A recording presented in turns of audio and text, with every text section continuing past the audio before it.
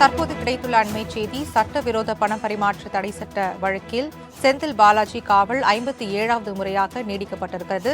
இது குறித்துதான கூடுதல் விவரங்களை எமது செய்தியாளர் ராஜேஷிடம் கேட்டு பெறலாம். வணக்கம் ராஜேஷ், விரிவான விவரங்கள் என்ன? வணக்கம். சட்டவிரோத பண பரிமாற்ற தடை சட்ட வழக்கில் கைது செய்யப்பட்டு சிறையில் இருக்கக்கூடிய முன்னாள் அமைச்சர் செந்தில் பாலாஜியின் நீதிமன்ற காவலை செப்டம்பர் 3ஆம் தேதி வரை நீட்டித்து சென்னை முதன்மை அமர்வு நீதிமன்றம் உத்தரவிட்டுள்ளது. சட்டவிரோத பண பரிமாற்ற தடை சட்ட வழக்கில் கடந்த ஆண்டு ஜூன் 14ஆம் தேதி முன்னாள் அமைச்சர் செந்தில் பாலாஜி கைது செய்யப்பட்டார். அவரது ஜாமீன் மனுக்களை சென்னை முதன்மை அமர்வு நீதிமன்றமும் சென்னை உயர்நீதிமன்றமும் தள்ளுபடி செய்துள்ளன.